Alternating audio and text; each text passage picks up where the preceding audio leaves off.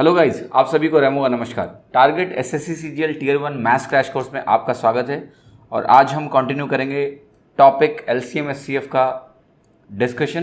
पहली class already हो चुकी है, लिंक डिस्क्रिप्शन में दिया हुआ है। अगर आपने मिस किया तो उसको पहले ज़रूर देखें। मेरे बारे में थोड़ी और जानकारी आप यहाँ से ले सकते हैं। हमारे टेलीग्राम ग्रुप को फॉलो करना ना भूलें। एप्ट्रिक्स ई क्लासेस के नाम से आप उसे सर्च कर सकते हैं और फेलो एस्पिरेंट के साथ डिस्कशन कर सकते हैं। इस कोर्स को प्रॉपर्ली फॉलो करने के लिए आपको एप्ट्रिक्स और क्यूमैथ्स दोनों के यूट्यूब चैनल्स को फॉलो करना ज़रूरी है। चैनल्स को सब्सक्राइब करिए, डिस्क्रिप्शन में लिंक दिए गए हैं। बेल आइकन को भी प्रेस करके रखिए ताकि आपको इंटीमेशन मिलती रहे हर एक नए वीडियो अपलोड की और आप कुछ भी मिस ना करें। इससे पहले जो भी टॉपिक्स कवर हो चुके हैं, ऑलरेडी हम लोग ने 6 टॉपिक कवर कर दिया है। उन टॉपिक्स के लिंक्स आपको प्लेलिस्ट के लिंक्स मिल जाएंगे डिस्क्रिप्शन में, उनको ज़रूर से ज़रूर फॉलो करें।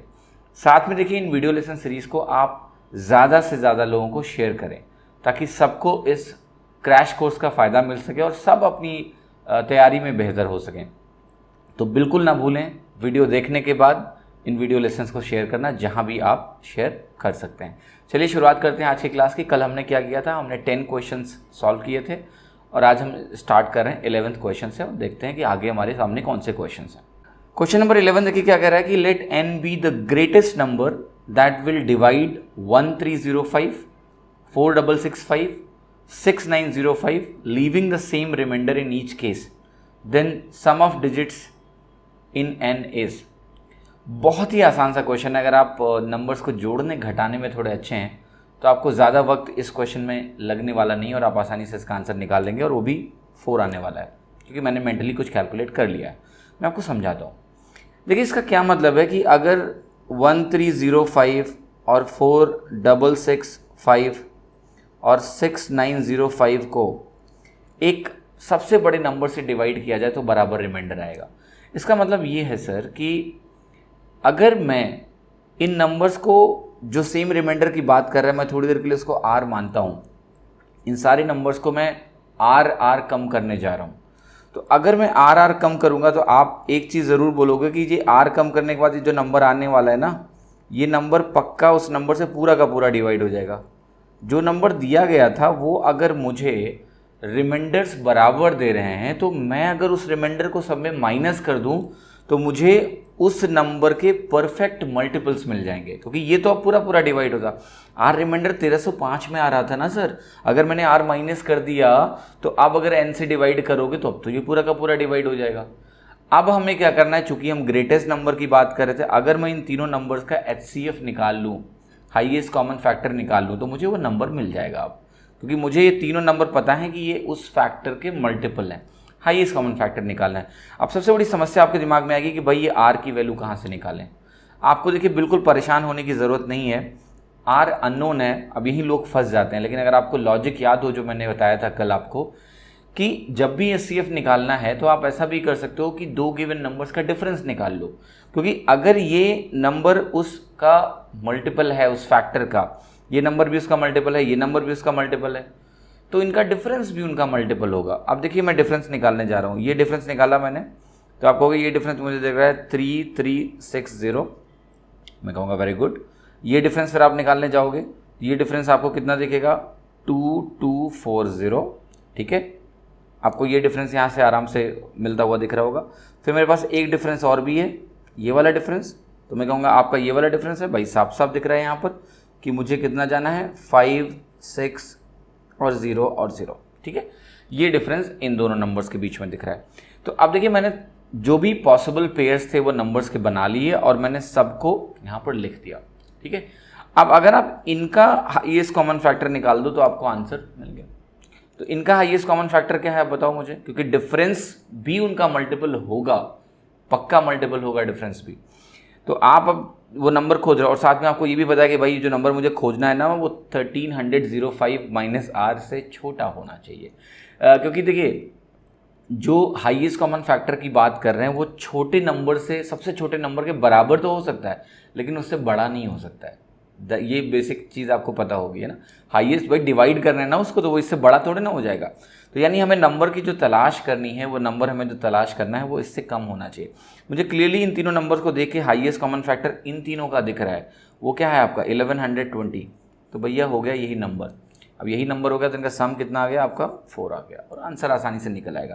तो अगर आप कैलकुलेशन में थोड़ा क्विक हैं, नंबर्स को निकालना जानते हैं, अब देखिए ये मैंने आपको समझाने के लिए बनाया था। जब मैं इस क्वेश्चन को पढ़ रहा था तो मुझे पता था कि जो डिफरेंस यहाँ आएगा वही डिफरेंस यहाँ आएगा। भाई इस दोनों में अगर आर तुमने माइनस कर लिया फिर उन दोनों को डिफरेंस लोगे तो ये तो वही होगा ना जो पहले था। ये तो वैसा ही कहानी ना कि आज अगर आपकी एज में और आपके फ्रेंड की एज में जो डिफरेंस है वो तो हमेशा रहेगा, 10 साल बाद भी वही रहेगा, वो तो नहीं बदलने वाला ना। वही चीज़ यहाँ पर है। तो थोड़ा सा दिमाग लगाते तो इतना कहानी नहीं करनी पड़ती। अगर हम डिफरेंस पे फोकस कर रहे हैं तो वो डिफरेंस तो हम यहाँ से डायरेक्टली निकाल सकते थे, आसानी से आंसर निकल आता। जब मैं इस क्वेश्चन को पढ़ रहा था तो मैंने पढ़ते पढ़ते जब लॉजिक मुझे क्लियर है कि ये करना है तो मैंने क्विकली इनका डिफरेंस यहीं देख लिया था और मुझे ये वैल्यू 1120 मिल गई थी और मैं आंसर को आसानी से मार्क कर पाया था। आप भी ऐसा कर सकते हैं, थोड़ा सा मेंटल प्रैक्टिस की ज़रूरत है। अगला क्वेश्चन देखते हैं। देखिए अगले क्वेश्चन में क्या कह रहा है कि एक नंबर है जिसको जब 10 से डिवाइड किया तो रिमाइंडर मिला 9। फिर कह रहा है जब 9 से रिमाइंडर डिवाइड किया तो रिमाइंडर मिला 8, जब 8 से डिवाइड किया तो रिमाइंडर मिला 7। सर पहला क्वेश्चन तो ये है कि अगर किसी नंबर को आप 10 से डिवाइड कर रहे हो और रिमाइंडर 9 आ रहा है तो ऑब्वियसली उस नंबर के अंत में 9 होना चाहिए जो कि दिया हुआ है। तो हम इससे कोई भी रिजेक्शन ऑप्शन का नहीं कर सकते हैं। फिर कह रहा है कि बताइए अगर वो नंबर 9 से डिवाइड होता तो रिमाइंडर 8 आता। 9 से डिवाइड होकर रिमाइंडर 8 आने का मतलब क्या है? सम ऑफ डिजिट्स निकाल लो, उसमें भी आपको रिमाइंडर 8 ही मिलना चाहिए। आप जरा ध्यान से देखना, यहाँ पर 9, 3, 12 एंड 5, 17 एंड 1, 18, ये नंबर पूरा का पूरा 9 से डिवाइड हो जाएगा क्योंकि सम ऑफ डिजिट क्या रहा है? 9 से डिवाइड हो रहा है, तो इसका तो कोई सवाल ही नहीं उठता है। यहाँ पर देखना 5, 3, 8 एंड 1, 9 और ये 9, ये भी 9 से पूरा डिवाइड हो जाएगा, तो ये कोई रिमाइंडर 8 वोट नहीं देने वाला है। इस नंबर को ध्यान से देखना, यहाँ पर 5, 3, 8 है, यहाँ 5, 3, 8 है, 9, 9 बाद में, 5, 3, 8 तो रिमाइंडर इन दोनों में बच जाएगा। अब आपको पता ये करना है कि इन दोनों में से कौन सा आंसर सही होने वाला है। तो आप कोई भी नंबर लेके आप चेक कर लो। जैसे आपको अगर डिविजिबिलिटी टेस्ट करनी है, 9 से तो फ़ायदा नहीं मिलेगा, 10 से नहीं मिलेगा। अब आपको इसका रिमाइंडर जो है चेक करना पड़ेगा यही कि 8 से डिवाइड करने पे इस नंबर का रिमाइंडर आपका 7 आना चाहिए। ठीक है, तो आप छोटा वाला नंबर ले लो, आसान होगा आपके लिए डिवाइड करना। तो आप जानते हो ना 320 और इसमें फिर आप जोड़ दीजिए, 32 जोड़ेंगे तो ये अभी तक मल्टीपल ही रहेगा। ये आपका 352 आ रहा है, 7 रिमाइंडर मिल रहा है, तो यही सही होगा, है ना। 2 ऑप्शन तो सही नहीं हो सकते, तो यही करेक्ट होगा। एक तरीका ये था। दूसरा तरीका था कि अगर आप ध्यान से नोटिस करते, कल ही मैंने आपको बताया था कि यहाँ पर पॉजिटिव रिमाइंडर सेम नहीं है। देखिए 9 है, फिर 8 है, फिर 7 है, लेकिन आप ज़्यादा ध्यान से देखो कि 10 है तो 9 है, या आप ऐसे लिख लो 10, 9, 8 और 9, 8, 7। सर जी यहाँ देखो आप, जो डिफरेंस इनके बीच में आ रहा है वही डिफरेंस इनके बीच में आ रहा है। आपको पता है नेगेटिव रिमाइंडर बराबर होंगे, नेगेटिव रिमाइंडर बराबर होंगे, -1, -1, -1। तो जो आपका नंबर होगा ना वो कॉमन मल्टीपल -1 टाइप का होगा। कॉमन मल्टीपल -1 टाइप का नंबर मैं खोज रहा हूँ, तो देखिए 10 और 9 और आपका 8, 10, 9, 8 का क्या है आपका एलसीएम। आप इनका एलसीएम निकालने जाओ, जरा ध्यान से देखना। आप कहोगे देखो एलसीएम इसका आसानी से आ रहा है आपका 360। कैसे मैंने इतना जल्दी पता किया? तो इन दोनों का एलसीएम क्या आ रहा है? ये दोनों को प्राइम है आपस में, मतलब इनमें हाईएस्ट कॉमन फैक्टर 1 है। ये दोनों तो 72 देंगे। अब देखो 72 का कौन सा मल्टीपल और 10 का कौन सा मल्टीपल मैच कर सकता है? 10 के हर मल्टीपल में 0 अंत में आने वाला है, 10 के हर मल्टीपल में 0 अंत में आएगा। 72 का पहला मल्टीपल जिसमें 0 आएगा वो है 72 × 5, दैट इज 360। 360 आपका एलसीएम हो गया। तो पहला ऐसा नंबर जो पॉसिबल है वो 360 - 1 है, यानी 359 है। दोनों तरीके वैलिड हैं। यहाँ तो एलसीएम बहुत आसानी से निकलेगा, तो आप डायरेक्टली एलसीएम निकाल के भी आंसर मार्क कर सकते थे। ठीक है, ऑप्शन चेकिंग का यहाँ कोई खास फायदा आपको नहीं होने वाला है। पर बहुत सारे ऐसे क्वेश्चन होंगे जहाँ पर एलसीएम तुरंत नहीं निकल पाएगा, एलसीएम निकलने में टाइम लगेगा, लेकिन आपको एलसीएम निकालना तेज आना चाहिए, तभी आप डायरेक्टली एलसीएम निकाल के इस क्वेश्चन को शायद ज़्यादा तेज मार्क कर सकते हो। थोड़ा एलसीएम प्रैक्टिस करिए। बट कई क्वेश्चन होते हैं जहाँ आप एलसीएम तेज नहीं निकाल पाते हो, नंबर थोड़े कॉम्प्लेक्स दिए होते हैं, तो वहाँ पर तो ऑप्शन एलिमिनेशन तो मैजिकली काम करता है। कई बार तो तीनों ऑप्शन गलत हो जाते हैं। अगला क्वेश्चन देखते हैं। क्वेश्चन नंबर 13 क्या कह रहा है कि आपको बताना है कि ग्रेटेस्ट नंबर जिससे 1657 और 2307 को डिवाइड किया जाए कि रिमाइंडर आपको 6 और 5 मिले। अब देखो अगर ग्रेटेस्ट नंबर की बात कर रहा है तो मैं एक सवाल करता हूँ आपसे कि इससे रिमाइंडर 6 मिल रहा है, तो इसमें अगर 6 माइनस कर दूँ 1651, तो ये उस ग्रेटेस्ट नंबर जिससे डिवाइड किया जा रहा है उसका मल्टीपल होगा, यानी ये पूरा का पूरा डिवाइड हो जाएगा। 2307 आपको रिमाइंडर 5 दे रहा है, तो मैं यहाँ लिख सकता हूँ 2302 जो होगा जब 5 से डिवाइड करेंगे तो ये नंबर बचेगा, ये पूरा का पूरा उससे डिवाइड हो जाएगा, उस ग्रेटेस्ट नंबर से। तो अगर इन दोनों नंबर का मैं एचसीएफ निकालने की कोशिश करूं तो मुझे वो नंबर मिलेगा या नहीं मिलेगा? बिल्कुल मिल जाएगा, वो नंबर ही मुझे मिल जाएगा। ठीक है, अब जरा शुरुआत करते हैं और देखते हैं कि कौन कौन से नंबर यहाँ पर पॉसिबल हो सकते हैं। कुछ नंबर तो मुझे साफ साफ दिख रहा है कि संभव ही नहीं है। जैसे देखो ये नंबर 305 है, 305 को आप 5 टाइम्स लेके जाओ जरा इस नंबर से, 6 टाइम जा नहीं सकते, और जो 5 टाइम्स होगा ना वो 1500 समथिंग होगा, और 6 टाइम्स इससे ज़्यादा निकल जाएगा। तो ये तो पॉसिबल ही नहीं है, क्योंकि ये मुझे रिमाइंडर जो हमें चाहिए ना 5 का रिमाइंडर 1657 में अगर दे रहा होता तो ये नंबर इसका मल्टीपल होना चाहिए, जो कि नहीं है। ठीक है, आप ऐसे भी रिजेक्ट कर सकते थे बिना चेक किए हुए, अरे भाई 305 का कोई भी मल्टीपल आप निकालोगे उसमें अंत में 1 कभी आने वाला है, कभी 1 आएगा? नहीं आएगा। इसी लॉजिक से आप 235 को भी उड़ा दो, क्योंकि 235 का जो भी मल्टीपल होगा या तो 0 में एंड करेगा या फिर वो एंड करेगा 5 में, तो इसका मल्टीपल होने की तो कोई संभावना ही नहीं। 2 ऑप्शन तो ऐसे ही गायब हो गए। अब बात बची देखो 133 और 127 की, तो इनको थोड़ा सा हम एक्सप्लोर करने की कोशिश करते हैं। अब जरा ध्यान से देखना, आप अगर 133 की बात करो तो 133 को मुझे पता है कि मैं या तो 12 टाइम्स जाऊंगा या मैं 13 टाइम्स जाऊंगा। 13 टाइम्स मुझे मालूम है कि 13 × 13 ही 169 होता है, तो इसकी तो कोई पॉसिबिलिटी बनी नहीं रही है। और अगर मैं इसको 12 टाइम लेके गया तो 2 × 3 6 में एंड कर जाएगा, है ना। और ये नंबर भी जो है फिर गलत हो गया, क्योंकि ये आपको एंड में 1 देगा ही नहीं, क्योंकि यहाँ से इवन नंबर मिलने वाला है आपको। इवन नंबर कभी 1651 के बराबर नहीं हो सकता है। ठीक है, तो जो वैल्यू मैंने लिखी 13 × 13 की बात कर रहा था वो तो आगे निकल गई, उसका सवाल ही नहीं उठता है। इवन उसके एंड में भी 1 नहीं आ रहा है। ठीक है, इवन यहाँ आप देखो, इसको अगर 12 से मल्टीप्लाई करोगे, क्योंकि 12 × 13 आपको पता है कि 156 होता है, तो 1560 प्लस 36 करके निकल आएगा। पर ये जो नंबर आपको निकलता हुआ दिख रहा है ना, ये नंबर आपको आराम से आपको पता चल जाएगा कि ये नंबर 1651 है ही नहीं है, तो ये भी गया, ये भी गलत हो गया आपका। 127 बचा। आप देखिए 127 से बहुत सारी उम्मीदें लेके हम लोग चल रहे हैं, पर देखते हैं कि क्या ये सही है। देखिए अगर हम 127 लेके जा रहे हैं तो आप देखो, एक तो ये नंबर है, ठीक है। इस नंबर की बात करें तो मुझे दिख रहा है कि 127 और लास्ट में अगर 3 आएगा ना, तो एक पॉसिबिलिटी बन रही है कि अंत में 1 आ जाए। तो एक पॉसिबिलिटी मुझे ये बनती दिख रही है 127 × 13 हो सकता है इसका मल्टीपल हो जाए। कोई टेंशन नहीं है, आपको अगर मल्टीप्लाई करके देखना है तो मैं कहूँगा इसको 130 - 3 मान लो, तो ये 1690 आपका आ गया, -39 आ गया, और आपको हो गया बिल्कुल ये मल्टीपल हो गया, क्योंकि इसका डिफरेंस ही 1651 है। पर सवाल उठता है कि इसके साथ है कि नहीं है। अगर ये होगा तो फिर करेक्ट होगा। अब देखिए 4 ऑप्शन है, तो आपको तो आंसर यहीं मार्क करके छोड़ देना है। पर मैं ये क्यों कर रहा हूँ, मुझे पता नहीं क्यों 127 से डाउट हो रहा है, क्योंकि मैंने जो भी मेंटली कैलकुलेट किया है उससे मुझे 127 इसको डिवाइड करता हुआ नहीं दिख रहा है, इसलिए मैं आपको आगे जाके ये दिखाना चाह रहा हूँ कि क्या ये कर रहा है। ठीक है, देखते हैं। अब देखिए 127 को अगर आप 20 टाइम्स करते हो, तो ये वैल्यू जो आने वाली है आपकी 127 का आपका हो जाएगा 2542540।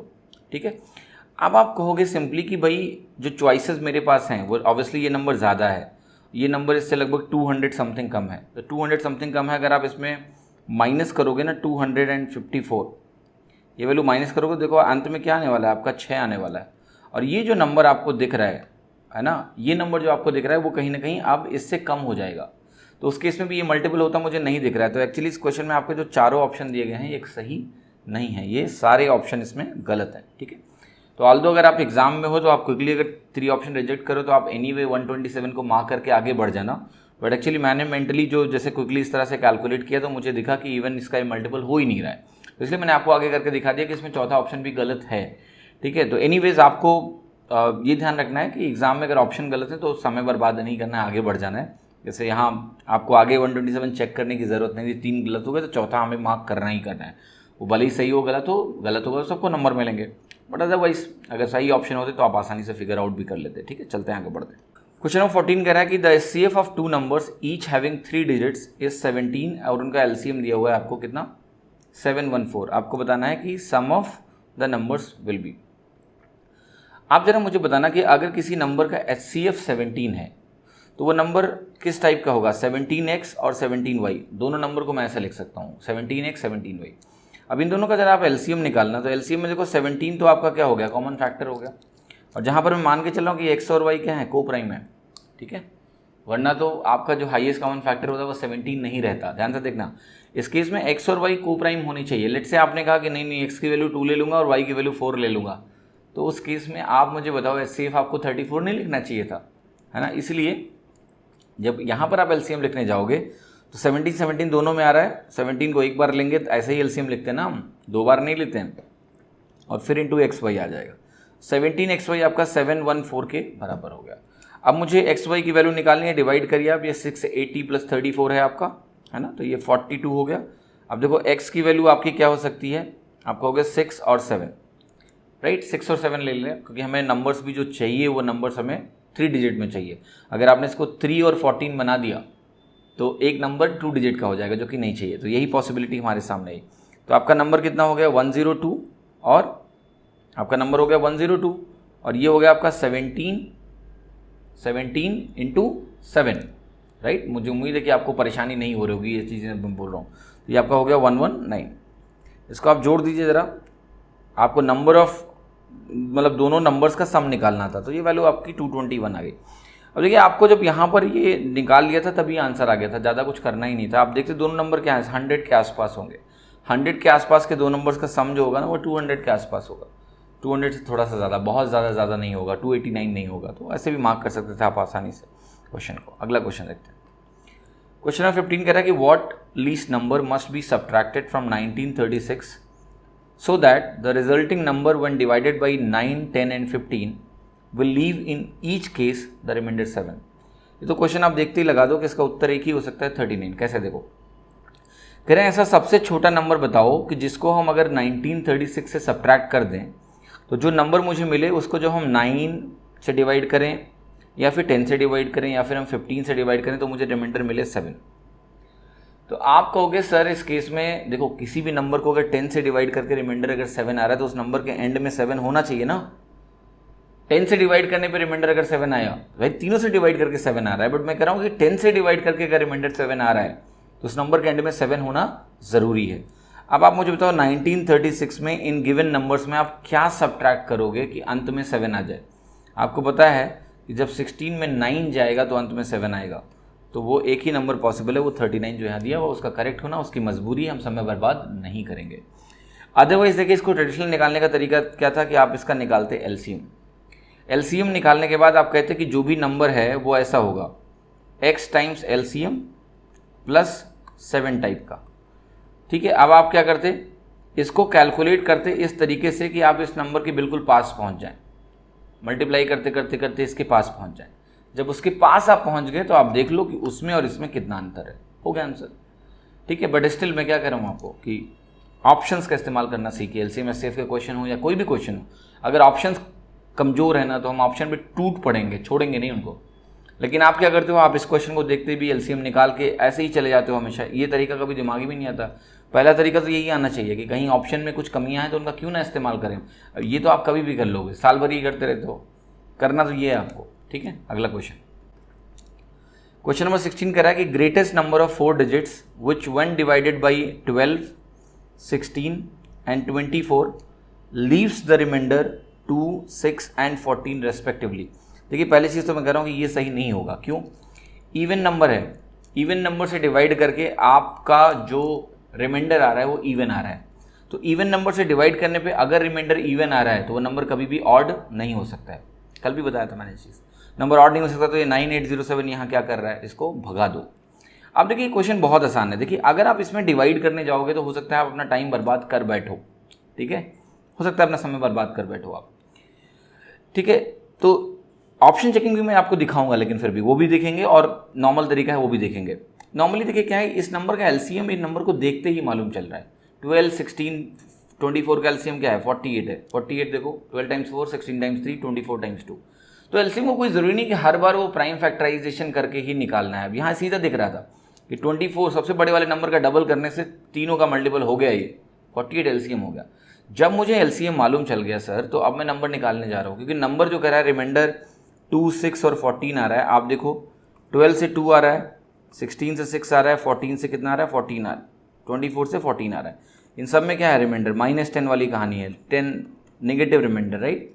पॉजिटिव रिमाइंडर को माइनस किया नंबर से तो जो वैल्यू बचती है वो नेगेटिव रिमाइंडर हो गया। तो नंबर जो होगा हमारा वो कॉमन मल्टीपल -10 टाइप का होगा। अब जरा ध्यान से देखते हैं कि अगर हम कॉमन मल्टीपल -10 टाइप का नंबर निकालने जा रहे हैं, ठीक है, तो देखते हैं कि वो नंबर क्या होगा। आप देखो 48 आपका एलसीएम आया, राइट। अब मुझे तो इसके करीब पहुंचना है, ग्रेटेस्ट नंबर पता करना चाह रहे हैं। तो आप कहोगे सिंपल सी कहानी है, पहले तो यहाँ तक तो पहुँच ही जाओ, क्योंकि 9600 पता ही है कि 48 का मल्टीपल होना ही होना है। 48 का डबल क्या हुआ 96, 96 में 2 0 लगा दिए तो मल्टीपल होगा ही होगा ये तो। फिर आप कहोगे अभी तो और करीब जा सकते हैं क्योंकि मुझे हाईएस्ट नंबर पता करना है सर। तो ऐसा नहीं कि इसमें आप कह दो कि -10 कर दो, नहीं, वो हाईएस्ट कैसे होगा, नहीं होगा। अब देखिए मैं आगे बढ़ने जा रहा हूँ, जब मैं आगे बढ़ूंगा तो आप कहोगे कि देखो इतना आगे तो नहीं जा सकते, 480 अगर जोड़ोगे आप ना तो बाहर निकल जाओगे, 5 डिजिट का नंबर हो जाएगा, ये नहीं कर सकते आप। तो फिर मैं कहूँगा कोई टेंशन नहीं, आप ये कर सकते हो क्या, आप कहोगे ये बिल्कुल वैलिड है। तो आपका हो गया 9840 तक तो आप पहुँच ही गए। तो 9840 तक पहुँचे, लेकिन अभी आप कहोगे अभी और भी गुंजाइश है आगे जाने की। मैं कहूँगा कितना गुंजाइश है, देखिए 48 × 3, क्योंकि अभी गैप 160 का है 10,000 तक पहुँचने में। ये वैल्यू क्या होती है 144 और ऐड कर दो। जब मैं 48 के मल्टीपल्स ऐड करता जा रहा हूँ तो आपको टेंशन नहीं लेनी है, ये नंबर 48 के ही मल्टीपल होंगे। आप कहोगे यहाँ पर मैं पहुँच गया 9984 पे, इससे आगे ना निकलना, क्योंकि इसमें अगर आपने 48 अगर ऐड कर दिया तो आप बाहर निकल जाओगे। अब 9984 में 10 माइनस कर दो तो ये नंबर क्या हो गया आपका 9974। ये आपका उत्तर सही हो गया, इसमें आपको कहीं भी टेंशन लेने की ज़रूरत नहीं थी, आपका आसानी से आंसर आ गया 9974। अब देखिए अगर आपको ऑप्शन चेक करना था इस पर्टिकुलर क्वेश्चन में, राइट, तो आप ऐसा कर सकते थे कि आप 24 से चलते, एक्चुअली 24 से चलते और देखते किस ऑप्शन में मुझे जो है वैल्यू जो मिलने वाली है, जो रिमाइंडर में खोज रहा हूँ वो बराबर आ रहा है। लेकिन उसके पहले आपको एक और विशेष ध्यान रखना है। देखिए अगर आपने 24 से डिवाइड किया तो देखिए इन दोनों नंबर्स का डिफरेंस क्या है, 4 का ही डिफरेंस है। तो 4 का डिफरेंस है तो ये तो पकड़ में आ जाएगा कि इन दोनों में से क्या सही है। आप किसी से भी डिवाइड कर लो, आप 12 से कर लो तो भी पता चल जाएगा, 16 से कर लोगे तो भी मालूम चल जाएगा, क्योंकि डिफरेंस क्या है 4 का है, ठीक है, तो वो मालूम चल जाएगा। इन दोनों में से कौन सा सुटेबल है वो मालूम चल जाएगा। अब सवाल इस ऑप्शन का था कि ये जो ऑप्शन दिया हुआ है मुझे 19998, ये जो नंबर मेरे सामने लिखा हुआ है ना, मुझे ये क्या रिमाइंडर देगा, ठीक है। तो इससे भी बहुत सारी चीज़ें सॉल्व हो जाती है। अब देखिए अगर आपने 24 को लेके शुरू किया होता ना तो पंगा हो जाता। कैसे, देखो ये जो ऑप्शन है 24, इन दोनों में तो डिफ्रेंशिएशन कर देता आपका, राइट, इन दोनों में डिफ्रेंशिएशन कर देता। लेकिन ये ऑप्शन देखो इसमें क्या है आपका +24 है, +24 है। तो इसमें आपने 24 जोड़ा तो ये मिला, तो जो रिमाइंडर यहाँ से आएगा वही रिमाइंडर यहाँ से आएगा। 24 इसको पकड़ नहीं पाता। तो यहाँ पर आपको ये भी समझना है ना कि ऑप्शन में जिस तरह के ऑप्शन दिए हैं तो उनको भी एक बार क्विकली देखना है कि मेरा कौन सा मेथड सुटेबल हो सकता है। जैसे यहाँ पर एलसीएम कैलकुलेशन बहुत आसान थी, तो आप सीधा एलसीएम कैलकुलेशन से बढ़े और आपने फटाफट देख लिया और आपका आंसर आ गया। क्योंकि एलसीएम अगर 48 है, एलसीएम अगर 48 है जो मुझे साफ साफ दिख रहा है, तो मुझे पता है कि मैं 48 के साइकिल में मुझे जंप करना है। 24 में जंप करने लगे आप तो आप फंस जाओगे, क्योंकि यहाँ पर दोनों वैल्यूज़ दे देंगे आपको 24 जंप लगा के, तो फिर आपको और वैल्यूज़ चेक करनी पड़ेंगी। तो इसलिए वहाँ पर थोड़ा सा चैलेंज आपके सामने खड़ा हो सकता है, ठीक है, कि और वैल्यूज़ भी चेक करनी पड़ेंगी, तो लंबा हो सकता है तरीका। तो आप जो भी सूटेबल लगे करिए, बट प्रिपरेशन के टाइम में आपको हर डायमेंशन में सोचना है, तभी आपका रिएक्शन बेस्ट होगा क्वेश्चन को देखते ही। अगला क्वेश्चन, चलिए क्वेश्चन नंबर 17 देखते हैं। क्वेश्चन नंबर 17 कह रहा है product of two numbers is 2028 and their HCF is 13। तो एचसीएफ अगर 13 है तो नंबर ऐसे होंगे 13x 13y। कह रहा है इनका प्रोडक्ट 2028 है, प्रोडक्ट लिखता हूँ मैं, तो ये हो गया 13 × 13 × xy, ऑब्वियसली ये वैल्यू आपकी हो गई 2028, ठीक है। अब आपको निकालना क्या है, आपको एक्स वाई का प्रोडक्ट निकालना है। तो ये वैल्यू आपकी कितनी हो गई 169, राइट। अब देखो 10 टाइम्स कितना होगा ये 1690। 1690 लिखने के बाद आपको लगभग कितना और जाना है, आपको कहोगे मुझे 338 और जाना है, right, because then you will get 2028। और इस वैल्यू को ध्यान से देखना, ये क्या है, डबल है। तो यानी एक्स वाई का जो प्रोडक्ट है ना वो 12 आ गया। एक्स वाई का प्रोडक्ट अगर 12 आ गया और मुझे पता है एक्स और वाई को प्राइम होने चाहिए, को प्राइम अगर नहीं होंगे, इनके बीच में भी कोई कॉमन फैक्टर अगर हो गया एक के अलावा, ठीक है, तो फिर एचसीएफ 13 नहीं रहेगा। फॉर एग्जांपल मैंने फिर से जैसे पिछली बार बोला था कि आपने कहा x2 हो गया और y मान लिया मैंने 6 मान लिया, नहीं हो सकता, क्योंकि अगर ऐसा होता तो आपका हाईएस्ट कॉमन फैक्टर 26 होता, 13 नहीं होता।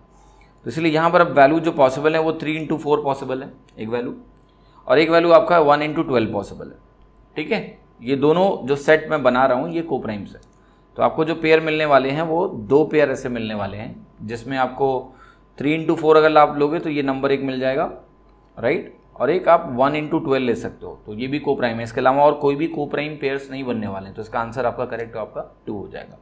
अगला क्वेश्चन देखते हैं। क्वेश्चन नंबर 18 कह रहा है कि एलसीएम ऑफ 3 डिफरेंट नंबर्स 120 दिया हुआ है, तो इसमें बताना है कौन सा इसमें उसका एचसीएफ नहीं हो सकता है। आप आसानी से मार्क कर दो, 35 नहीं हो सकता है। क्यों भाई, समझो। 120 को जरा ध्यान से देखो, 120 में आपका 35 में ना एक 7 आ रहा है, ये मुझे खटक गया, इसमें कहीं भी 7 नहीं आ रहा है। एलसीएम आपको पता है क्या होता है, एलसीएम में हर एक प्राइम फैक्टर आता ही आता है। अगर वो किसी भी नंबर में अपीयर हो रहा है तो वो इसमें आएगा ही आएगा। एलसीएम को हम कैलकुलेट ऐसे करते थे ना, अगर आपको प्राइम फैक्टराइजेशन याद हो तो, कि एलसीएम को जब हम लिखते थे तो एलसीएम में हम हर एक प्राइम फैक्टर की हाईएस्ट पावर लिखते थे। तो अगर कोई प्राइम फैक्टर किसी भी नंबर में आया, किसी भी नंबर में अपीयर हो गया, तो वो आपके एलसीएम में दिखना चाहिए। इस एलसीएम में आपको 7 कहीं नहीं दिखेगा। इसमें आपको क्या दिख रहा है सर, मुझे इसमें साफ साफ देखिए क्या दिख रहा है। इसमें मुझे 120 दिखा, 24 × 5 मुझे 5 दिख रहा है, 24 क्या हो गया 8 × 3 मुझे 2³ दिख रहा है, × 3 दिख रहा है। ये आपका एलसीएम है। यहाँ कहीं 7 नहीं दिख रहा है, तो 7 नहीं दिख रहा है तो भैया जो आप एचसीएफ की बात करो ना, एचसीएफ में 7 नहीं आ सकता फिर। तो यहाँ 35 में एक 7 × 5 था, 7 कहाँ से आया, पॉसिबल नहीं है। बाकी सब में जो भी आ रहा है वो हमारे पास है। 8 की बात करो है, 12 की बात करो पॉसिबल है, 24 की बात करो पॉसिबल है, 35 पॉसिबल नहीं, 7 नहीं मेरे पास। आसानी से देखो और मार्क करो और आगे बढ़ जाओ। अगला क्वेश्चन, क्वेश्चन नंबर 19 कह रहा है कि 84 मैथ्स बुक्स हैं, 90 फिजिक्स बुक्स हैं, 120 केमिस्ट्री बुक्स हैं और उनको स्टैक किया गया है टॉपिक वाइज। अब कह रहा है कि how many books will be there in each stack so that each stack will have the same height too। अब देखिए इसमें क्वेश्चन में ज़्यादा दिमाग नहीं लगाना है। जब भी ऐसे क्वेश्चन की बात होती है, यहाँ पर आप ध्यान से देखो, नंबर भी देखो ना, 12, 18, 6, 21, तो एलसीएम तो नहीं है। एलसीएम तो आपका जो सबसे बड़ा नंबर होता है उसके बराबर या उससे बड़ा आता है, ठीक है। यहाँ सारे नंबर इतने छोटे छोटे दिए हुए हैं।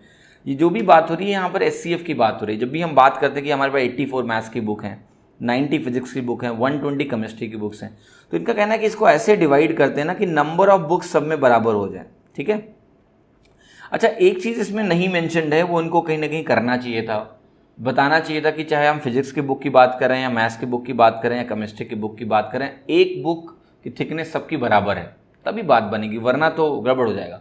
पर इन्होंने ऑप्शन जिस तरीके से दिए हैं वो भी चीज़ इम्प्लिसिट है, कहीं कोई नन ऑफ दीज या कैन नॉट बी डिटरमिन्ड ऐसा था ही नहीं, कोई कन्फ्यूजन नहीं होना चाहिए आपको, ऑल्दो ये दिया होना चाहिए स्पेसिफिकली, ठीक है। अब हम बराबर हाइट चाहते हैं, तो इनका बराबर हाइट का मतलब है बराबर नंबर ऑफ बुक्स हर एक स्टैक में होना चाहिए। और यहाँ पर इन्होंने एक चीज़ और बोली है, have to be stacked topic wise, how many books will be there in each stack so that each stack will have the same height too, ठीक है। अब जरा एक चीज़ ध्यान से देखना कि यहाँ पर इन्होंने बात नहीं करी कि हम हाईएस्ट कॉमन फैक्टर की बात कर रहे हैं, ठीक है। तो कॉमन फैक्टर भी आंसर दे देगा, मैं बता रहा हूँ आपको। तो इनकी मजबूरी क्या होगी मैं आपको बता रहा हूँ, इनका जो लीस्ट ऑप्शन इस क्वेश्चन में दिया होगा ना वो हाईएस्ट कॉमन फैक्टर होगा। अब मैं आपको वो लॉजिक समझाता हूँ। आप इसमें देखो कौन सा ऐसा नंबर है जो सबको डिवाइड कर रहा है, मतलब हम हाईएस्ट कॉमन फैक्टर की बात कर रहे हैं हम लोग अभी, या फैक्टर की बात कर रहे हैं। आप कहोगे 21 नहीं करेगा, 18 नहीं करेगा, 18 इसको कर रहा है बस, ठीक है। 12 इसको कर रहा है, इसको कर रहा है, इसको नहीं कर रहा है। एक ही नंबर है जो तीनों को डिवाइड कर रहा है, वो 6, तो वही आपका करेक्ट आंसर हो जाएगा। क्योंकि इस क्वेश्चन में ना मैं आपको एक बढ़िया सा लॉजिक समझाता हूँ। इस क्वेश्चन में इनकी मजबूरी है कि ये ऑप्शन में केवल एक ही फैक्टर दे सकते हैं, कॉमन फैक्टर। देखिए कई नंबरों में कई सारे कॉमन फैक्टर होते हैं, 3 नंबर दीजिए, कई सारे कॉमन फैक्टर होंगे। लेकिन अगर आपने इस तरह का क्वेश्चन बनाया जिसमें आपने ये मेंशन नहीं किया कि आप हाईएस्ट कॉमन फैक्टर की बात कर रहे हो, ठीक है, तो फिर आंसर कोई भी फैक्टर हो सकता है। फॉर एग्जाम्पल मैं कहूँ कि मैं ऐसे स्टैक्स बनाने जा रहा हूँ जिसमें मैं एक एक किताब ही रखूँगा, तो हर स्टैक में अगर आप एक एक बुक लिख रहे हो तो एक भी तो आंसर हो गया ना, कि हर स्टैक में एक एक किताब रख दो, बराबर होगा। ये नंबर देखो सारे इवन नंबर्स हैं, आप 2 रख दो सब में, बराबर होगा। तो इनकी मजबूरी है कि ऑप्शन में एक ही फैक्टर ऐसा दे सकते हैं जो कॉमन हो। अब वो चाहे वो हाईएस्ट कॉमन फैक्टर दें या कोई और दें, क्योंकि इन्होंने क्वेश्चन में कोई ऐसी लैंग्वेज यूज नहीं करी कि maximum number of books that can be put in each stack. अगर वो शब्द इस्तेमाल होता मैक्सिमम नंबर ऑफ बुक्स कि ईच स्टैक में हम रख सकते हैं कि हाइट्स बराबर हो, तब हम हाईएस्ट कॉमन फैक्टर निकालते। उस केस में ये कोई और फैक्टर भी दे सकते थे, यहाँ इनकी चॉइस थी एक ही फैक्टर देना, आप ऑप्शन सीधा चेक करो कौन सा नंबर सबको डिवाइड कर रहा है, वो करेक्ट होना उसकी मजबूरी है। उम्मीद करता हूँ आपको लॉजिक समझ में आएगा जिसके मैं बात कर रहा हूँ। आगे बढ़ते हैं। क्वेश्चन नंबर 20 क्या कह रहा है कि एक मिल्क वेंडर है जिसके पास 21 लीटर काऊ मिल्क है, 42 लीटर टोन मिल्क है, 63 लीटर डबल टोन मिल्क है, और कह रहा है कि अगर वो सबको पैक करके कैन में करना चाहता है so that each can contains same litres of milk and he does not want to mix any two kind of milk in a can, then at least the least number of cans that is required. देखो पहले कह रहा है कि उसको कम से come can चाहिए और दो को मिक्स नहीं करना चाहता है वो। सर जी यहाँ पर आप ध्यान से देखो, फिर उसको एक 21 लीटर का कैन चाहिए। मुझे ये निकालना है कि मैक्सिमम वॉल्यूम का कैन जो पॉसिबल है कि वो ले, ताकि उसको दो मिक्स ना करना पड़े। मैक्सिमम वॉल्यूम जब लेगा तभी आप ध्यान से देखना क्या होगा, least number of cans required होंगे उसको, ठीक है। अब मैक्सिमम वॉल्यूम कोन की बात करेंगे यहाँ पर कोन में, तो इसमें आप जरा ध्यान से देखना, ये कह रहा है कि सब में बराबर मिल्क होना चाहिए। ये एक कंडीशन है जिसको आपको समझने की ज़रूरत है।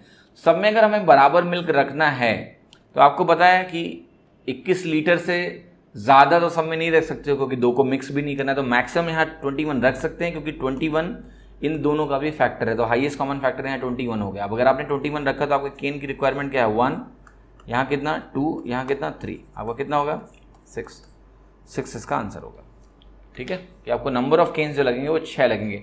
इससे कम वॉल्यूम आपने लिया होता तो भी पॉसिबल था, जैसे 7 लीटर से आप ले लो, 7 लीटर का अगर केन लेते हो आप तो सब में बराबर बराबर आ जाएगा और दो को मिक्स नहीं करना पड़ेगा आपको, ठीक है। लेकिन उस केस में जो आपको केन मिलने वाला है उसका जो नंबर ऑफ केन्स मिलेंगे वो मिनिमम नहीं होंगे। मिनिमम नंबर ऑफ केन्स तभी मिलेंगे जब आप हाईएस्ट कॉमन फैक्टर यूज करोगे, जो कि यहाँ पर 21 साफ दिख रहा है, आसानी से आंसर मिलेगा, ठीक है। अगला क्वेश्चन, चलिए क्वेश्चन नंबर 21 करते हैं। कह रहा है कि the LCM of two positive integers is twice the larger number, the difference of the smaller number and the GCD of the two number is given to be 4।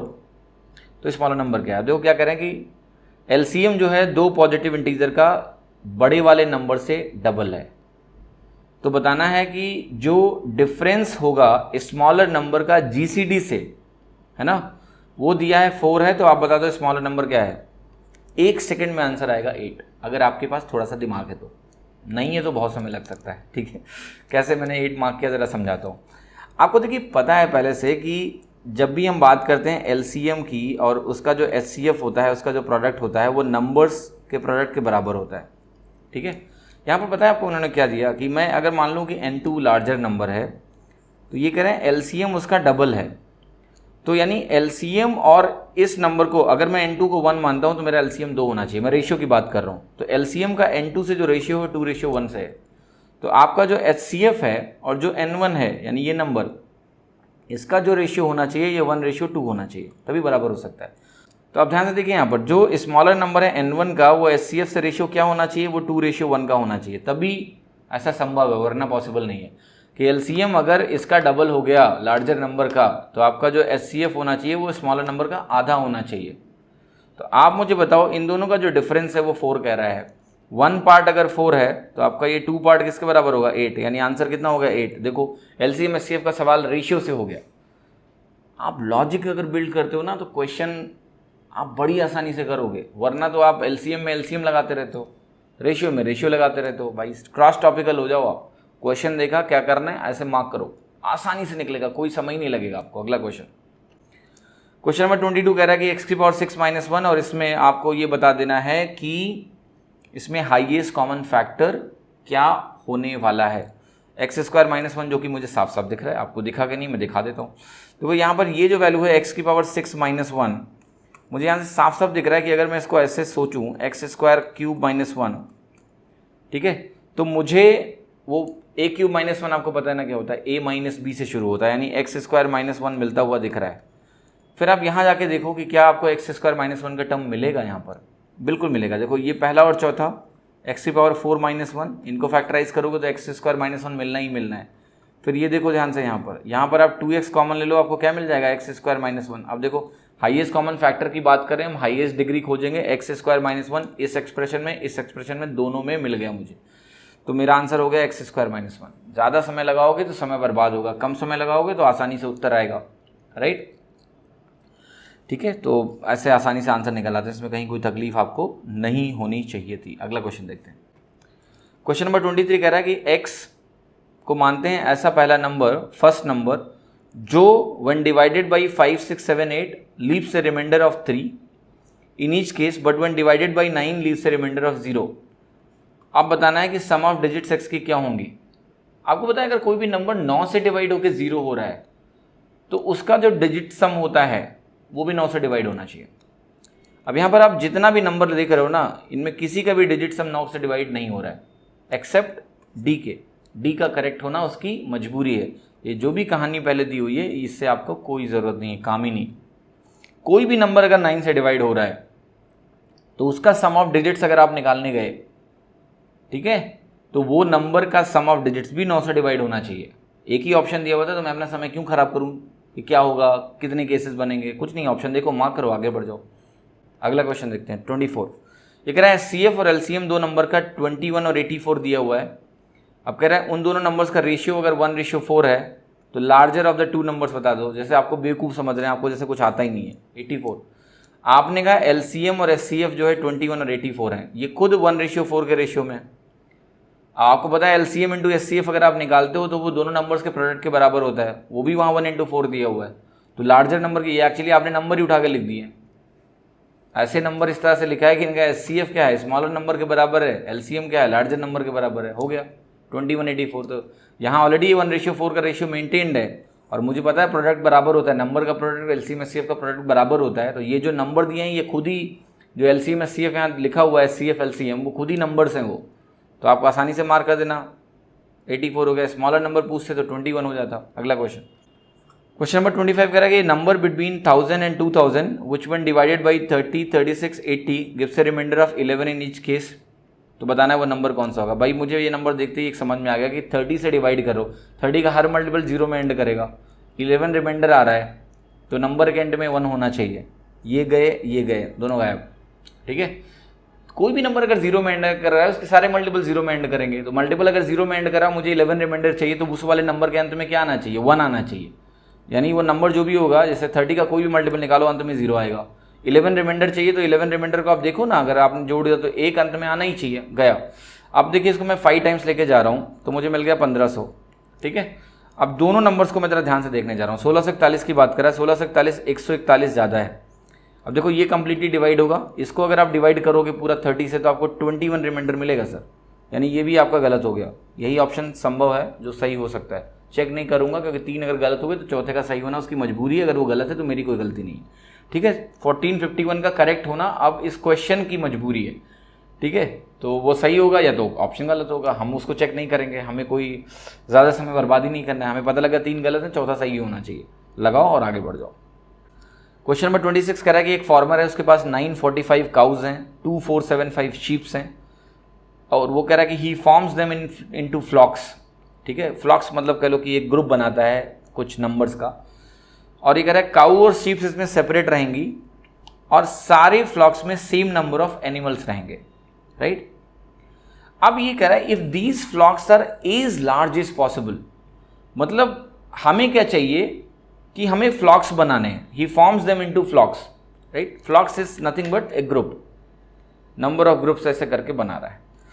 तो ये कह रहा है कि इन फ्लॉक्स को हमें मैक्सिमम साइज का रखना है, मतलब मैक्सिमम नंबर ऑफ एनिमल्स इसमें डालने हैं मुझे। तो बताना है कि वही पूछ रहा है कि maximum number of animals in each flock और टोटल नंबर ऑफ फ्लॉक्स जो जिनकी ज़रूरत होगी वो क्या होंगे। तो चलिए सॉल्व करते हैं, देखते हैं इसमें क्या पॉसिबल है। अब देखिए हमें क्या करना है, इसमें दोनों नंबर्स में हमें हाईएस्ट कॉमन फैक्टर निकालना है, पहला काम। आप अगर जरा ध्यान से देखो इन नंबर्स को तो एक चीज़ तो साफ साफ समझ में आ रही है कि दोनों नंबर 9 से डिवाइड हो रहे हैं। 945 को जरा ध्यान से देखना, 9 4 13 5 18, 18 आ गया, 9 से डिवाइड होगा। 4 and 2 6 and 7, राइट, एंड 5 18, यहाँ भी 18 आ गया। तो क्या हो गया, दोनों नंबर 9 से डिवाइड हो रहे हैं, ठीक है। अब देखो नंबर 9 से डिवाइड हो रहे हैं और साथ में मुझे एक चीज़ पहले दिख रही है कि नंबर 5 से भी डिवाइड हो रहे हैं, 9 से भी डिवाइड हो रहे हैं, 5 से भी डिवाइड हो रहे हैं, तो दोनों नंबर 45 से डिवाइड होंगे ही होंगे। इस ऑप्शन में जो मैक्सिमम वैल्यू आपको दी गई है वो दी गई है 46, ठीक है, और यहाँ 45। देखिए ये दोनों तो हटा दो पहले, क्योंकि हाईएस्ट कॉमन फैक्टर की हम बात कर रहे थे, मुझे 45 तो साफ साफ दिख गया कि 45 उसका हाईएस्ट कॉमन फैक्टर है। अब आप कहोगे कि क्या 46 भी हाईएस्ट कॉमन फैक्टर हो सकता है? मैं कहूँगा कतई नहीं हो सकता है। 46 को आप किसी भी नंबर से मल्टीप्लाई कर दो, इवन ही रहेगा, तो ऑड नंबर को कहाँ से डिवाइड कर देगा? जब दोनों नंबर्स ऑड दिए गए हैं ना, दोनों नंबर ऑड दिए गए हैं, तो हाईएस्ट कॉमन फैक्टर इवन नहीं हो सकता है। ये तो सबसे पहला ऑप्शन था जो आपको हटा देना चाहिए था, और आपका आंसर आ गया सी, 45 और 76। बाकी लोगों को समय लगाने दो, आपको समय लगाना ही नहीं है। देखो और मार्क करो और आगे बढ़ जाओ। अगला क्वेश्चन देखते हैं। क्वेश्चन नंबर 27 कह रहा है कि highest common factor A B का दिया हुआ है 12 and A B are the positive integers. A B से बड़ा है और बी 12 से बड़ा है, तो स्मॉलेस्ट वैल्यू बतानी है ए और बी की क्या हो सकती हैं। पहला सरासर गलत, दूसरा सरासर गलत, तीसरा सरासर गलत, चौथा ही सही है। देखिए कैसे किया मैंने। आप करो ए और बी दोनों 12 से बड़े होने चाहिए, तो जब 12 के बराबर आपने कर दिया वो ऑप्शन तो गलत होना ही होना है, बड़े होने चाहिए गया। फिर देखिए ए आप कह रहे हो बी से बड़ा है, तो ए अगर बी से बड़ा है तो तीसरे ऑप्शन में देखना क्या दिया हुआ था, ए बी से छोटा दिया हुआ था, वो भी गलत हो गया। अब एक ही ऑप्शन बचा, उसका सही होना ही पड़ेगा। मैं क्यों चेक करूँ कि ये मैच कर रहा है कि नहीं, नहीं करना है। 3 गलत हो गया, चौथा सही होना, ये एटीट्यूड डाल लो आप। अगर वो गलत हुआ अल्टीमेटली तो वो ऑप्शन ही गलत होगा फिर, और कुछ नहीं हो सकता है। अगला क्वेश्चन देखते हैं। क्वेश्चन नंबर 28 कह रहा है कि 4 रनर्स हैं, उन्होंने साइमल्टेनियसली रन करना शुरू किया एक पॉइंट से सर्कुलर ट्रैक पे। They took 200 seconds, 300 seconds, 330 second and 450 seconds to complete 1 round. फिर कह रहा है after how much time do they meet at the starting point for the first time. Answer क्या हो गया आपका 1800 सेकेंड्स। कैसे किया मैंने?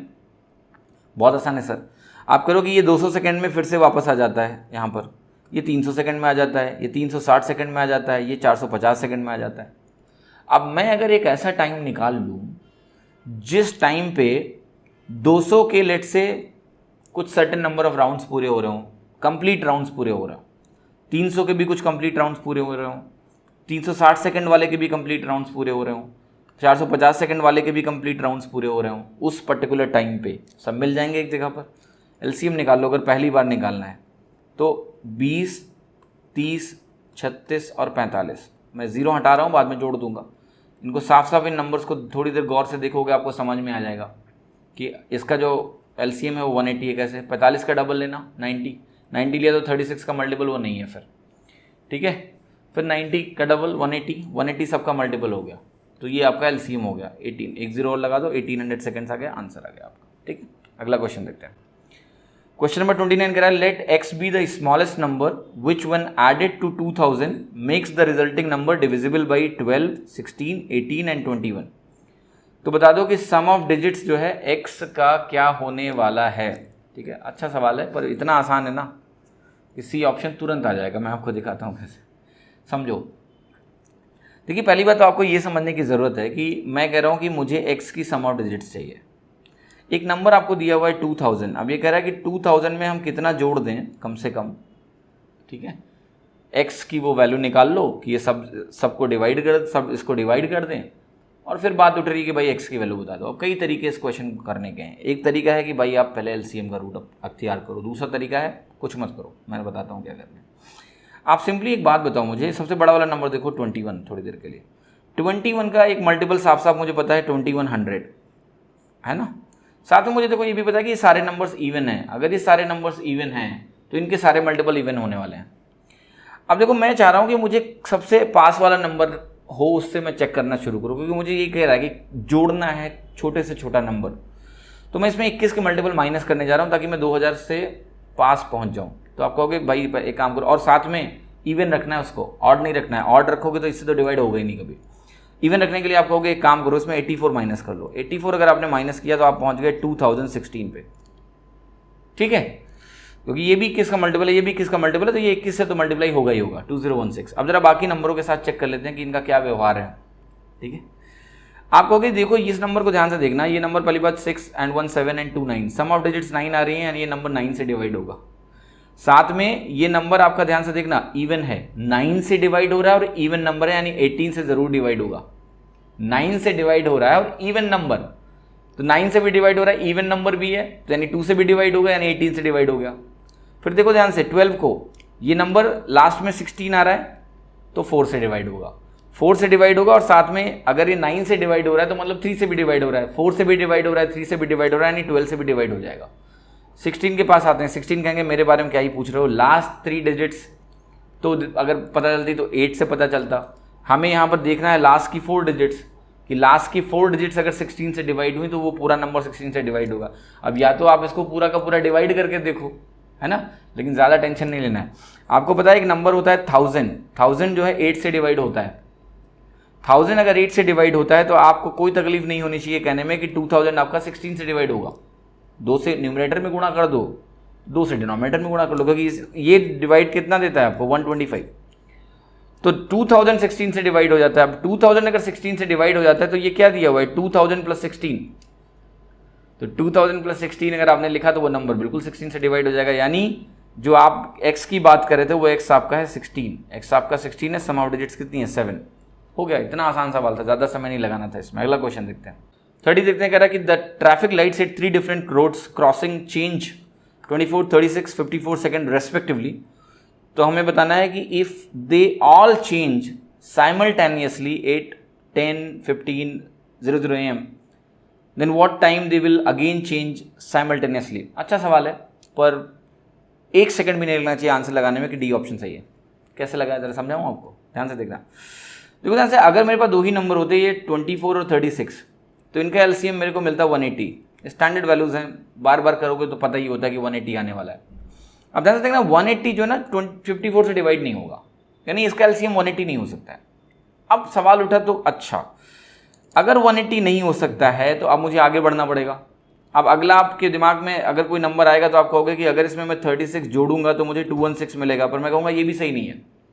ये इसलिए सही नहीं है क्योंकि ये 24 डिवाइड नहीं कर पाएगा इसको, 24 इसको डिवाइड कर रहा है। अगर आपने उसमें 36 ऐड कर दिया ना तो 24 इसको डिवाइड नहीं कर पाएगा।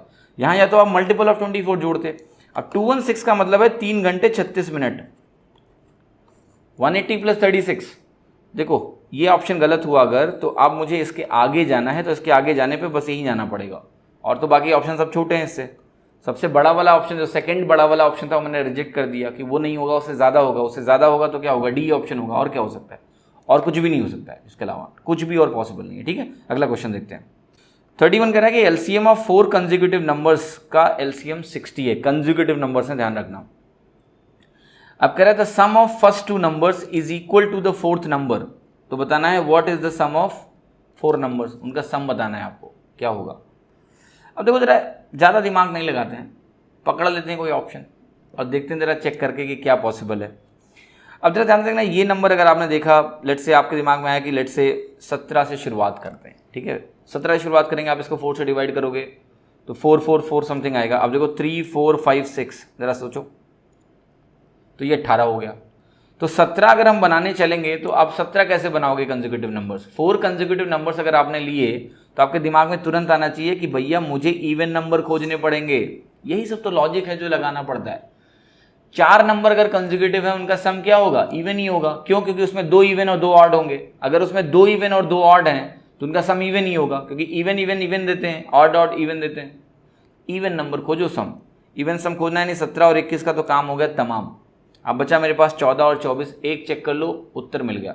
14 की बात करें, 14 को अगर आपने 4 से डिवाइड किया तो 3.5 आएगा। अब आप कहोगे कि ऐसा कुछ हो सकता है नंबर 2 3 4 5, 14 आ रहा है। ठीक है, अब जरा इनका एलसीएम जरा दिमाग में सोचो कि क्या हो सकता है। आप कहोगे ये चारों नंबर जो आपने मेरे सामने लिखे हैं इनका अगर मैं एलसीएम निकालने जाऊंगा तो 4 × 3 × 5 मिलने वाला है मुझे। हो गया 60, तो यानी 14 इसका करेक्ट आंसर हो गया। राइट, थोड़ा सा लॉजिक लाना जरूरी है। लेकिन इसमें एक सवाल इन्होंने कहा था कि the sum of the first 2 numbers is equal to the 4th number. ठीक है, ये कंडीशन मैं बोलना भूल गया, बट ये साफ साफ दिख ही रही थी। ठीक है, तो वो मैंने इम्प्लिसिटली मान लिया था कि आपको भी दिख गया होगा, बट मैं बता देता हूँ।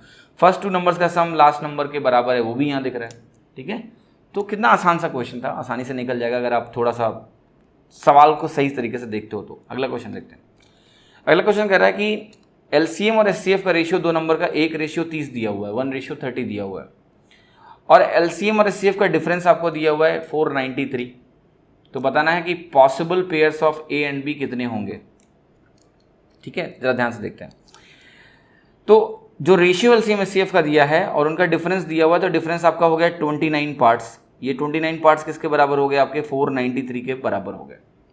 बिना किसी टेंशन के आप इसको बोल सकते हो कि भाई ऐसा हो गया। तो अब मैं कहूँगा अब आपको पता करना है कि एक पार्ट किसके बराबर होगा, क्योंकि उससे क्या होगा ना, हमें एलसीएम और एचसीएफ की इंडिविजुअल वैल्यूज मिल जाएंगी। अगर वो वैल्यूज हमें मालूम चल गई तो फिर हमें देखना है कि कितने ऐसे पेयर्स पॉसिबल हैं जो हमें ऐसी वैल्यूज देने वाली हैं। आपको पता है ये वैल्यू जो लिखी है ये 580 माइनस 87 लिखी हुई है। 580 कितना होता है 20 टाइम्स एंड 3 टाइम्स 17 आ गया आपका, ये एक पार्ट 17 के बराबर आ गया। अब अगर वो आपको निकल गया तो आपको एलसीएम एचसीएफ की वैल्यू पता लगेगी कि आपका जो एचसीएफ है वो 17 है और जो आपका एलसीएम है वो 30 टाइम्स 17 है, ये पता लग गया मुझे, ठीक है। 30 टाइम्स 17 है एलसीएम। अब एक चीज़ ज़रा ध्यान से समझते हैं कि इस केस में मुझे ये तो साफ साफ दिख रहा है कि मेरा हाईएस्ट कॉमन फैक्टर जो है वो 17 है, लेकिन हाईएस्ट कॉमन फैक्टर 17 कई केसेस में आ सकता है। तो वही बताना है हमें कि possible number of pairs of A and B कितने हो सकते हैं, ठीक है, मतलब कितने ऐसे नंबर्स का हम पेयर बना सकते हैं जिस केस में ऐसा हो जाएगा। तो जरा इस नंबर को ध्यान से देखो और शुरुआत करते हैं सोचने की, है ना, कि एक नंबर मुझे एचसीएफ मिला 17, एलसीएम मुझे मिल गया 30 इंटू 17। तो देखिए नंबर आपका कितने टाइप का हो सकता है, आपका नंबर 17x और 17y टाइप का होने वाला है, जहां पर जो x और y का प्रोडक्ट है, अगर आप इसका एलसीएम लिखोगे अब तो ये आपको मिल जाएगा 17xy आपको मिलने वाला है, ठीक है। तो इनका जो प्रोडक्ट हम अगर लिखने गए 17xy, तो 17xy की जो वैल्यू होगी आप ध्यान से देखना वो एलसीएम हो जाएगा, और एलसीएम आपने लिखा ही दिया कि 30 इंटू 17 के बराबर हो गया, तो ये 17 कैंसिल हो गए, तो आपका जो x और y का जो प्रोडक्ट है वो 30 आ गया। अब इसी में आपको देखना है कि कितनी पॉसिबिलिटीज़ हैं कि कितने को प्राइम नंबर्स आपको मिल सकते हैं। तो आप कहोगे मुझे एक को प्राइम नंबर तो दिख रहा है भाई 5 इंटू 6, एक आप कहोगे मुझे दिख रहा है 1 इंटू 30, मैं कहूँगा बिल्कुल दिख रहा है ना। फिर मैं कहूँगा कोई और को प्राइम पेयर आपको दिख रहा है, आप कहोगे मुझे 2 इंटू 15 भी दिख रहा है, मैं कहूँगा बिल्कुल सही। कोई और भी दिख रहा है आपको, 5 इंटू 6 दिख गया, 1 इंटू 30 दिख गया, 2 इंटू 15 दिख गया, इसके अलावा भी कोई आपको पेयर दिख रहा है, क्योंकि आपने देखा ऑप्शन में 1 2 4 5 दिया हुआ है, तो 1 2 4 5 दिया है, तो अभी तो मुझे खोजना पड़ेगा कि कोई और पेयर भी है क्या, क्योंकि अब तो एक पेयर मुझे कम से कम और दिखना चाहिए। तो क्या मिस कर रहे हो आप, 3 और 10 मिस कर रहे हो। 3 और 10 भी को प्राइम नंबर्स हैं, तो 3 और 10 अगर आप लेके चलोगे तो भी आपको ये मिल जाएगा। अब देखिए आपने 1 2 तो पहले रिजेक्ट हो चुका था, 4 तक पहुंच गया, अब क्या और कुछ मिस कर रहे हो आप कुछ भी मिस नहीं करो। 3 इंटू 10 हो गया, 2 इंटू 15 हो गया, 1 इंटू 30 हो गया, 5 इंटू 6 हो गया। अब इसके अलावा और आपको कोई पेयर नहीं मिलने वाला है, तो ये इसका आंसर हो गया आपका 4। आसानी से आपका उत्तर आ गया 4, ठीक है, कि 4 ऐसे पेयर्स पॉसिबल हैं जिनसे हमें ये मिल सकता है। तो आसानी से क्वेश्चन होंगे, आप बस थोड़ा सा क्विक रहिए, अंडरस्टैंडिंग में तो दिक्कत नहीं होने वाली। अगला क्वेश्चन नंबर 33 कह रहा है कि ये नंबर बिटवीन 1000 एंड 2000, ये सवाल तो अभी थोड़ी देर पहले कुछ ऐसा ही लगाया था, कुछ वैसा ही सवाल दिख रहा है। 11 रिमाइंडर चाहिए हमें ईच केस में। तो देखो एक चीज़ तो पता है मुझे कि मेरा नंबर 1 में एंड करना चाहिए, लॉजिक वही है सर, 30 है, अगर 30 दिया तो 1 में एंड करना चाहिए, ये दोनों पॉसिबल नहीं है। अब आपको याद ही होगा कि थोड़ी देर पहले ही करके आए कि इसका आंसर ये होगा, शायद ही वही रिपीटेड क्वेश्चन है, आप एक बार देख लेना जाके, एग्जैक्टली रिपीटेड क्वेश्चन लग रहा है, बिल्कुल वैसा ही है। अगला क्वेश्चन देखते हैं। 34 कह रहा है कि एलसीएम 2 नंबर का 12 टाइम्स है एचसीएफ के, मतलब रेशियो दिया हुआ है, और एलसीएम और एचसीएफ का जो सम है ना वो आपको कितना दिया हुआ है 403 दिया हुआ है। बहुत ही अच्छा सवाल है। तो फिर कह रहे हैं कि एक नंबर 93 है तो दूसरा नंबर बता दो। अब जरा आप मुझे बताओ कि अगर आपने ये मालूम है कि एलसीएम 12 टाइम्स एचसीएफ है तो टोटल 13 पार्ट्स हो गए, 403 के बराबर हो गए, ये 1 पार्ट आपका कितना हो गया 31 के बराबर हो गया, क्योंकि 390 प्लस 13 है। ये वैल्यू जब आपकी निकल आई तो आपको एलसीएम और एचसीएफ दोनों अलग अलग पता चल गए। क्यों? क्योंकि आपका जो एचसीएफ हो जाएगा वो 31 हो जाएगा, जो आपका एलसीएम है वो 31 टाइम्स 12 हो गया। तो एलसीएम और एचसीएफ का प्रोडक्ट अगर आप निकालने गए तो ये हो जाएगा एलसीएम इंटू एचसीएफ। अब ये क्या होता है, नंबर्स का प्रोडक्ट होता है। एक नंबर आपको 93 दिया है, दूसरा नंबर आपको निकालना है, तो यहीं से दिख जाएगा कि यहाँ से आप 3 निकाल लो, तो 31 टाइम्स 3 आपको क्या देगा 93, यहाँ 4 बच जाएगा, 4 इंटू 31 आपका दूसरा नंबर हो गया, तो 4 इंटू 31 आपका कितना हो गया 124। आसान क्वेश्चन था, आसानी से निकलेगा, बस आपको क्विकली चीज़ों को करना है। ये सब क्वेश्चन में कैलकुलेशन का बहुत रोल है, कितना फास्ट आप सॉल्व कर रहे हो। अगला क्वेश्चन नंबर 35 कह रहा है कि what is the least number of square tiles required to pave the floor of a room 15 metre by 17 metre long, मतलब 15 मीटर 17 सेंटीमीटर दिया हुआ है, और आपका ये 9 मीटर और 2 सेंटीमीटर ब्रॉड दिया हुआ है। तो जब कह रहा है कि minimum number of square tiles, यानी हमें मैक्सिमम साइज की टाइल्स लेनी पड़ेंगी, तभी मिनिमम नंबर की बात करेंगे। मैक्सिमम साइज की टाइल्स, डायमेंशन देखना क्या दिया हुआ है, डायमेंशन आपको दिया है 15 मीटर 17 सेंटीमीटर, ठीक है, ये वैल्यू आपको दी हुई है।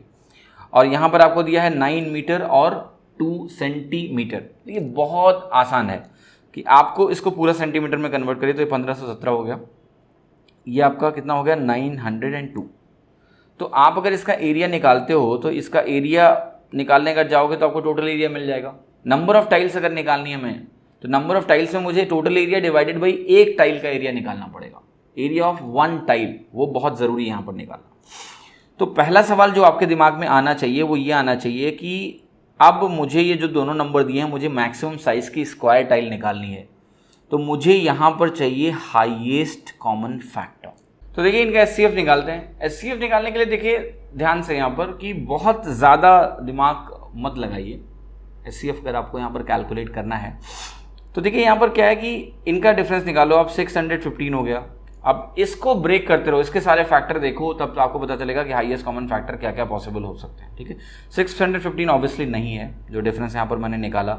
इसके बाद आप इसको ब्रेक करते रहिए, आपको यहाँ पर 123 मिल जाएगा और यहाँ आपको 5 मिल जाएगा, ठीक है। 123 भी इन दोनों को डिवाइड नहीं करेगा, मुझे साफ साफ दिख रहा है, क्योंकि यहाँ पर 7 एंड में लाने के लिए मुझे 9 टाइम्स जाना पड़ेगा। 9 टाइम्स देगा नहीं और 19 टाइम्स जा नहीं सकते, बहुत ज़्यादा हो जाएगा, तो ये 123 भी नहीं हो सकता। इसको और ब्रेक करिए, इसको मैं अगर 5 और 3 में ब्रेक करूँ तो मुझे 41 मिल रहा है ना। 41 से ज़रा ध्यान से देखते हैं, 41 अगर मैं लेता हूँ तो 41 से ये नंबर तो डिवाइड होता हुआ मुझे साफ साफ दिख रहा है। कैसे भाई, 820 दिख रहा है। 820 के बाद आपका कितना बचा, 82 हो रहा है। इस नंबर को ज़रा ध्यान से देखना, तो ये आपका नंबर अगर आप इसको 4 टाइम्स मल्टीप्लाई कर दो तो ये आपका 1640 बन जाएगा, 40 टाइम्स मतलब। तो 40 टाइम्स अगर करोगे 1640 मिल जाएगा। अब अगर आप इस नंबर को ध्यान से ज़रा कंपेयर करिए तो ये आपका है 83 और 40। 83 और 40 कितना देगा आपको, 123, उसी से निकला है, कर देगा डिवाइड। तो यहाँ पर हाईएस्ट कॉमन फैक्टर आपका हो जाएगा 41। अब अगर हाईएस्ट कॉमन फैक्टर आपका 41 हो गया तो आपकी जो नंबर ऑफ टाइल्स निकालना था वो निकल चुका है। अगर आप थोड़ा सा दिमाग लगा दो तो आ चुका है। ये वैल्यू जो थी आपकी, ये कितनी टाइम्स थी सर, 37 टाइम्स, है ना। ये वैल्यू आपकी 37 टाइम्स थी। अब इस वैल्यू को आप जरा ध्यान से देखना, अभी हमने कैलकुलेट किया तो 20 and how many times, 22 times थी। तो इन दोनों का प्रोडक्ट आपको आंसर देगा कि 37 इंटू 22 आपको निकालना है, तो ये आपका ये हो जाएगा 740 प्लस 74, है ना। तो 814 आपका आंसर हो गया, आसानी से निकला है कि अगर हमने हाईएस्ट कॉमन फैक्टर निकाल लिया तो हाईएस्ट कॉमन फैक्टर निकालने के बाद आप एक्चुअली में ये कर रहे हो डिवाइडेड बाई 41 इंटू 41, क्योंकि 1 स्क्वायर टाइल का एरिया 41 इंटू 41 हो जाएगा और ये वैल्यू 1517 इंटू 902 होगी। तो ये डिवीजन कितना आया आपका 37, ये डिवीजन आपका कितना आया 22, मल्टीप्लाई किया आपको मिल गया 814, हो गया खत्म।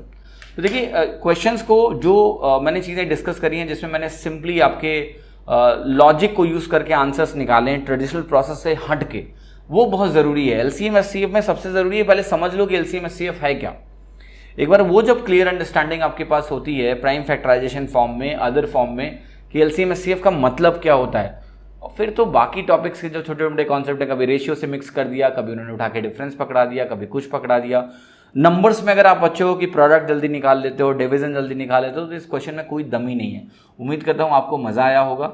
ज़्यादा से ज़्यादा लोगों को ये लेसन शेयर करिए, और जो नेक्स्ट टॉपिक है वो एप्ट्रिक्स के यूट्यूब चैनल पे आएगा, सब्सक्राइब करना ना भूलें, डिस्क्रिप्शन में उसका लिंक दिया हुआ है। और आप ज़रूर से ज़रूर सारे वीडियो जो अभी तक कवर हुए उनको भी देखें और आगे इस कोर्स को फॉलो करते रहें, आपको बहुत फ़ायदा मिलेगा। सबको शेयर करें ताकि सब इस इनिशिएटिव से जुड़ के अपनी लर्निंग को बेहतर बना पाएँ। धन्यवाद, have a great time, bye bye, thank you.